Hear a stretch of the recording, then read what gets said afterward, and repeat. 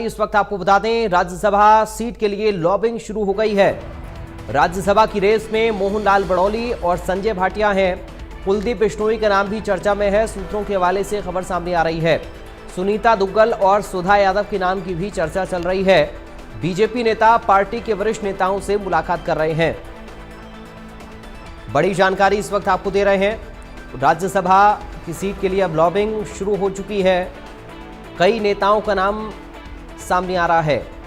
तो राज्यसभा की सीट के लिए लॉबिंग शुरू हो गई है। दिल्ली से बड़ी खबर आपको बता दें, इस वक्त राज्यसभा की रेस में मोहनलाल बड़ौली और संजय भाटिया हैं।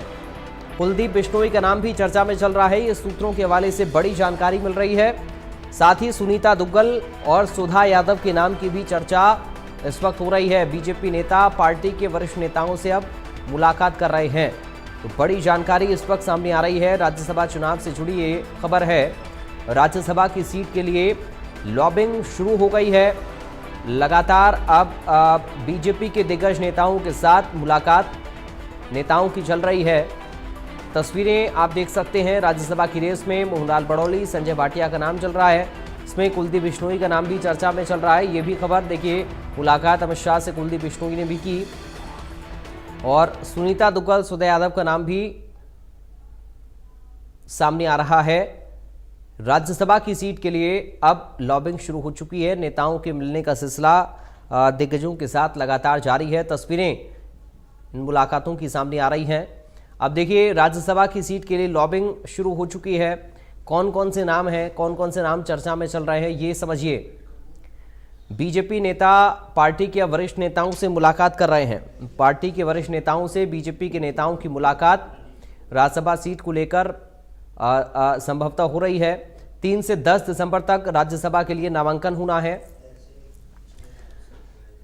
20 दिसंबर को राज्यसभा के लिए वोटिंग होगी।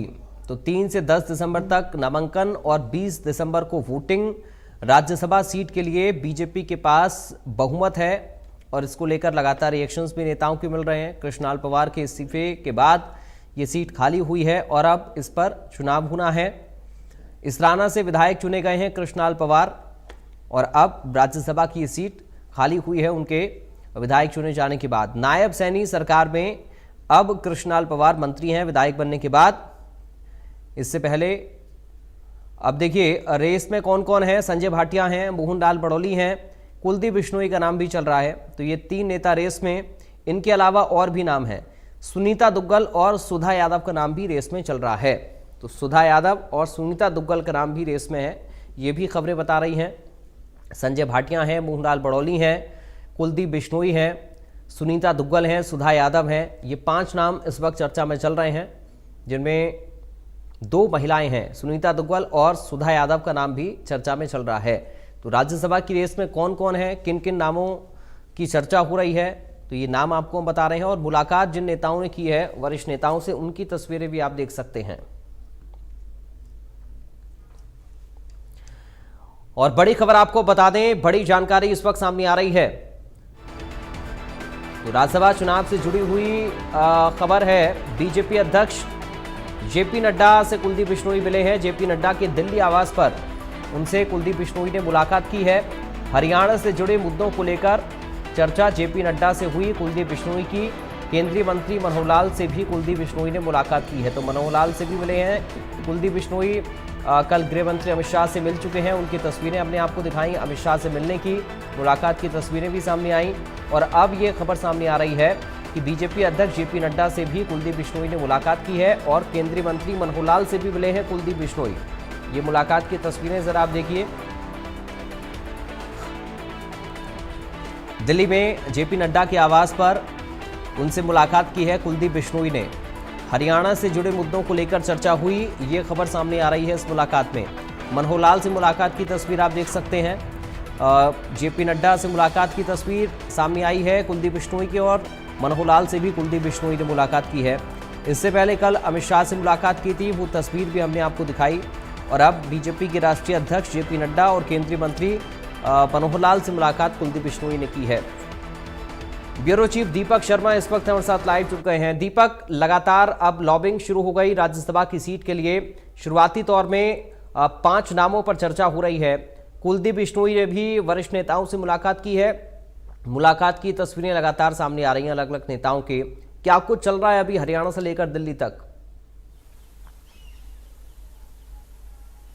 जी बिल्कुल, अगर बात करें देश में 4 राज्यों की 6 ऐसी सीटें हैं राज्यसभा की जिसको लेकर के चुनाव की तारीखों का ऐलान हुआ है। इन 6 सीटों में एक सीट हरियाणा की है। कृष्ण लाल पंवार जो कि हरियाणा सरकार में कैबिनेट मिनिस्टर हैं, इस हरियाणा से विधायक है, इस विधानसभा में चुनाव जीते, लेकिन उनसे पहले वो राज्यसभा के सांसद थे और विधायक बनने के बाद उन्होंने अपनी राज्यसभा की सीट से इस्तीफा दिया था। लेकिन इस सीट के कार्यकाल की बात करें तो 1 अगस्त 2028 तक का इस सीट का कार्यकाल है, यानी कि जो भी सांसद अब बनता है वो 1 अगस्त 2028 तक राज्यसभा का सांसद रहेगा। ऐसे में ये सीट खाली होने के बाद राज्यसभा के सीट को लेकर के चुनाव आयोग के द्वारा तारीखों का ऐलान किया गया। 3 तारीख से नामांकन है, 10 तारीख तक नामांकन होगा, 11 तारीख तक स्क्रूटनी होगी और अगर एक से अधिक कोई दावेदार सामने आते हैं तो 20 तारीख को मतदान होगा, जिसमें विधायक जो है वो चुनेंगे कि राज्यसभा का सांसद कौन होगा। और विधानसभा की गणना की बात करें तो हरियाणा में जो बहुमत है वो बीजेपी के पास है, जो संख्या है वो बीजेपी के पास है। सीधे तौर से कहें तो बीजेपी का राज्यसभा का सांसद चुना जाना लगभग तय माना जा रहा है। और ऐसे में यही कारण है कि राज्यसभा का सांसद कौन होगा, भाजपा किसे उम्मीदवार बनाएगी, इसके लिए चर्चाएं भी तेज है और लॉबिंग भी तेज है।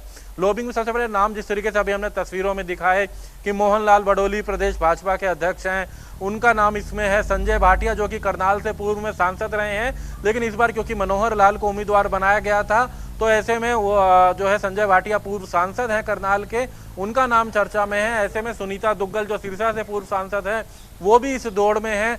उनके साथ साथ अगर हम बात करें तो जिस तरीके से कई ऐसे और नाम चर्चा में आ जाते हैं, चाहे वो सुधा यादव हो, केंद्रीय चुनाव समिति की सदस्य है। इसके साथ साथ अगर हम बात करें कुलदीप बिश्नोई जो कि पूर्व सांसद है, हालांकि कांग्रेस में सांसद थे, उसके बाद बीजेपी में आ गए थे, विधायक भी बने, उसके बाद उन्होंने अपनी सीट से इस्तीफा दिया, उनके बेटे विधायक बने थे, हालांकि इस बार उनके बेटा जो है भव्य बिश्नोई उसे भी हार का सामना करना पड़ा। तो ऐसे में कुलदीप बिश्नोई भी अपने आप को उस दौड़ में मान रहे हैं और यही कारण है कि लॉबिंग चल रही है। लॉबिंग दिल्ली में पार्टी के केंद्रीय नेताओं से मुलाकात का दौर चल रहा है। अभी हमने तस्वीरें दिखाई कुलदीप बिश्नोई जिन्होंने कल केंद्रीय गृह मंत्री अमित शाह से मुलाकात करी थी। आज उन्होंने भारतीय जनता पार्टी के राष्ट्रीय अध्यक्ष जो कि केंद्र सरकार में मंत्री भी हैं स्वास्थ्य, जेपी नड्डा से कुलदीप बिश्नोई ने मुलाकात करी है। और उनके साथ साथ केंद्रीय मंत्री मनोहर लाल जो कि हरियाणा के प्रमुख नेता हैं, हरियाणा के पूर्व में मुख्यमंत्री रहे हैं 9.5 वर्ष तक और अब केंद्र सरकार में कैबिनेट मिनिस्टर हैं, उनसे भी मनोहर लाल से कुलदीप बिश्नोई ने मुलाकात करी है। हालांकि उनका कहना है कि एक ये औपचारिक मुलाकात, उनका कहना अनौपचारिक मुलाकात है, कटसी मुलाकात है। और ऐसे में हरियाणा के चुनाव नतीजों के बाद उनका कहना है कि चर्चा हुई है, तमाम मुद्दों को लेकर चर्चा हुई है, हरियाणा से जुड़े महाराष्ट्र को लेकर चर्चा हुई है, लेकिन वास्तविकता में अगर कहा जाए तो कहीं ना कहीं ये राज्यसभा को लेकर के लॉबिंग है। हालांकि पार्टी ने तय करना है कि किसको उम्मीदवार बनाना है। ऐसे में जो लोग अपने आप को दावेदारी में मानते हैं, जो लोग कहीं ना कहीं राज्यसभा में जाने की इच्छा रखते हैं, वो कहीं ना कहीं पार्टी के वरिष्ठ नेताओं से मुलाकात कर रहे हैं, अपनी लॉबिंग कर रहे हैं, पार्टी के नेताओं के पास अपनी पैरवी की अपेक्षा कर रहे हैं, उनके पास मुलाकात कर रहे हैं। और इसी से जोड़ करके देखा जा रहा है वो तमाम नाम तस्वीरें वो अभी हमने देखी स्क्रीन पे दिखाई कि किस तरीके से, चाहे मोहन लाल बडोली की बात करें, यूं तो प्रदेश के अध्यक्ष और कहीं ना कहीं उन्होंने की तरफ से अभी कोई लॉबिंग की ऐसी जरूरत भी नहीं है क्योंकि पार्टी में तमाम नेता उनको अच्छे से जानते हैं और प्रदेश के अध्यक्ष हैं। इस बार विधानसभा में भी उनको उम्मीदवार नहीं बनाया गया था, उन्होंने कोई चुनाव नहीं लड़ा था मोहनलाल बडोली की बात करें। लेकिन जिस तरीके से अगर हम बात करें तो लेकिन पार्टी के लिए लगातार काम करते हैं, पार्टी के प्रदेश अध्यक्ष तो उनके नाम इसके अंदर है। संजय भाटिया की हम बात कर रहे थे। सबसे बड़ी बात यह जातीय समीकरण भी देखा जाता है और जातीय समीकरण की भी अगर बात करें तो कृष्ण पंवार जो है वो एससी कोटे से आते, तो ऐसे में उम्मीदें सुनीता दुग्गल की भी जरूर तेज हैं।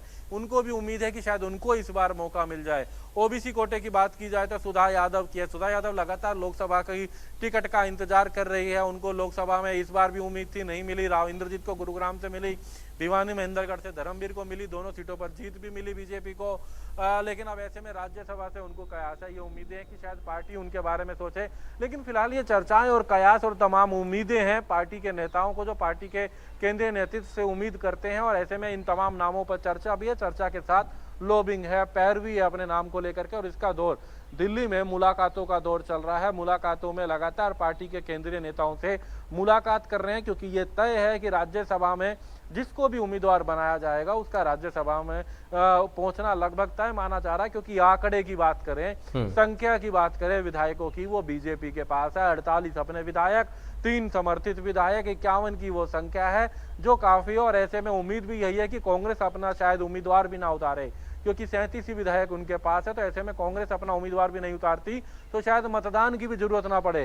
तो जब 3 से 10 तक नामांकन यदि एक ही व्यक्ति करता है, बीजेपी का उम्मीदवार करता है, तो उसके बाद 11 की स्क्रूटनी के बाद अगर कोई और नहीं नामांकन करता है तो उसको निर्विरोध भी सांसद चुना जा सकता है।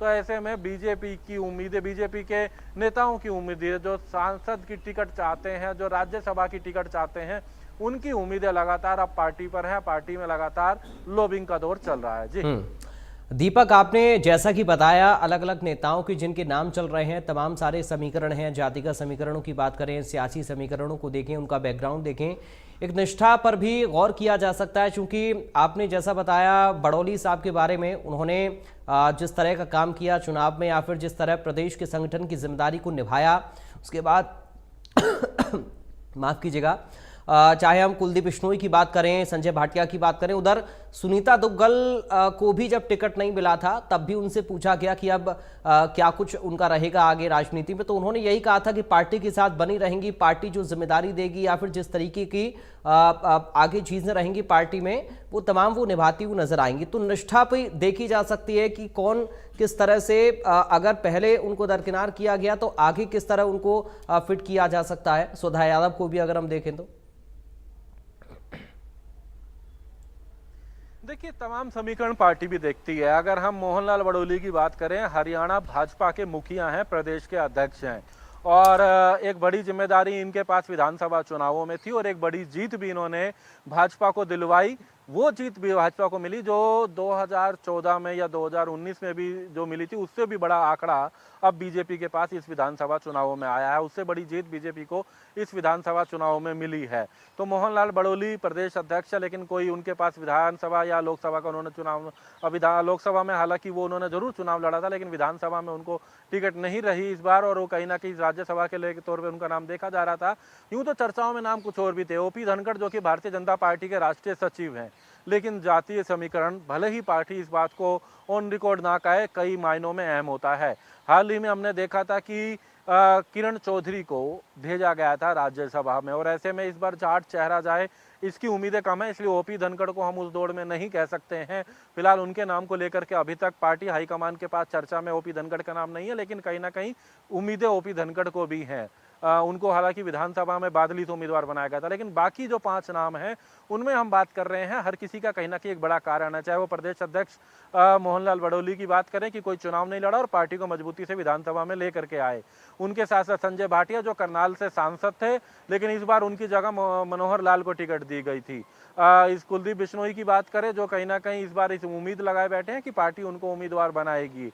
बिश्नोई समाज के तौर पर वो अपने आप को देख रहे हैं। सुनीता दुग्गल इसलिए मानती हैं क्योंकि उनसे पहले कृष्ण पवार की सीट खाली हुई है और कहीं ना कहीं जातीय समीकरण इसमें अहम रहता है।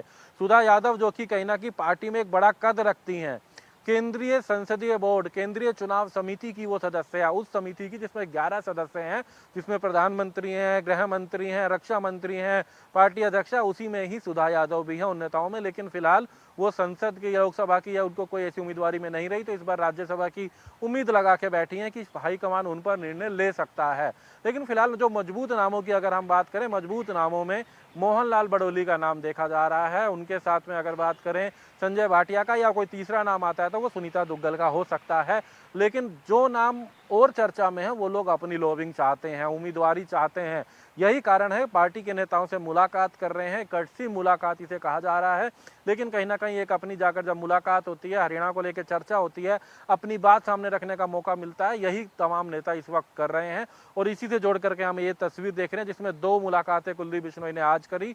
जेपी नड्डा से, केंद्रीय मंत्री हैं और भाजपा के राष्ट्रीय अध्यक्ष भी हैं, जेपी नड्डा, उनसे मुलाकात करी। मनोहर लाल जो कहीं ना कहीं केंद्र में हरियाणा की तरफ से काफ़ी हैवी वेट हैं, क्योंकि हरियाणा के मुख्यमंत्री रहे हैं 9.5 वर्ष तक, वो कहीं ना कहीं हैवी है, उनसे मुलाकात करी। कल केंद्रीय गृह मंत्री से मुलाकात करी थी अमित शाह से। तो ये मुलाकातें लॉबिंग से जोड़ के देखी जा सकती हैं, क्योंकि 3 तारीख से नामांकन का दौर है। एक बात जरूर है, पार्टी जिसे भी उम्मीदवार बनाएगी वो कम से कम 6 या 7 दिसंबर के बाद नाम आएगा, क्योंकि 10 दिसंबर तक का समय है। 3 तारीख से हालांकि नामांकन शुरू हो जाएगा। तो ऐसे में तब तक तमाम वो नेता लॉबिंग में जरूर रहेंगे, अपने पार्टी के नेताओं से मुलाकात जरूर करेंगे जो लोग चाहते हैं कि राज्यसभा में उनको मौका मिले, क्योंकि राज्यसभा की उम्मीदवारी ही सीधा राज्यसभा तक का रास्ता है, जिस तरीके से आंकड़ा भारतीय जनता पार्टी के पास है। तो ऐसे में जो भी उम्मीदवार होगा, इसमें कोई दो राय नहीं मानी जा रही कि कहीं ना कहीं उसकी जीत तय मानी जा रही है। जी,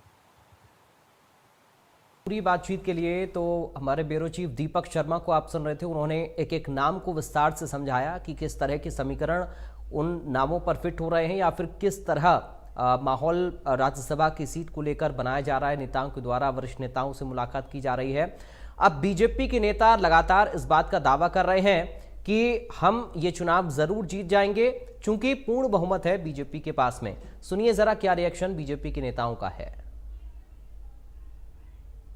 देखिए, हमारे पास हरियाणा प्रदेश में पर्याप्त संख्या है और हमारी पूर्ण बहुमत की सरकार है। जिस किसी को भी देश और प्रदेश का नेतृत्व आशीर्वाद देगा, वो अच्छी वोटों से, यानी बिना किसी विरोध के यूनियनमस जीत के आ जाएगा, वही सदन के अंदर राज्यसभा में प्रतिनिधित्व करेगा। तारीखों का ऐलान हो चुका है। एकमात्र सीट का हरियाणा में चुनाव है और संख्या बल की बात करें तो 100% राज्यसभा की सीट भारतीय जनता पार्टी जीतेगी।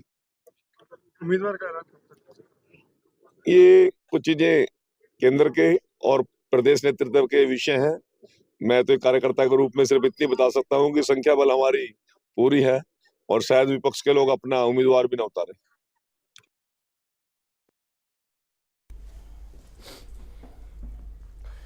तो देखिए, अब बीजेपी के नेताओं की तरफ से लगातार इस बात का दावा किया जा रहा है कि जो भी कैंडिडेट होगा हमारा, वो जरूर जीतेगा इस सीट पर, चूंकि हमारे पास पूर्ण बहुमत है, अच्छी खासी संख्या है और ये निश्चित है और ये तय है कि जरूर बीजेपी के कैंडिडेट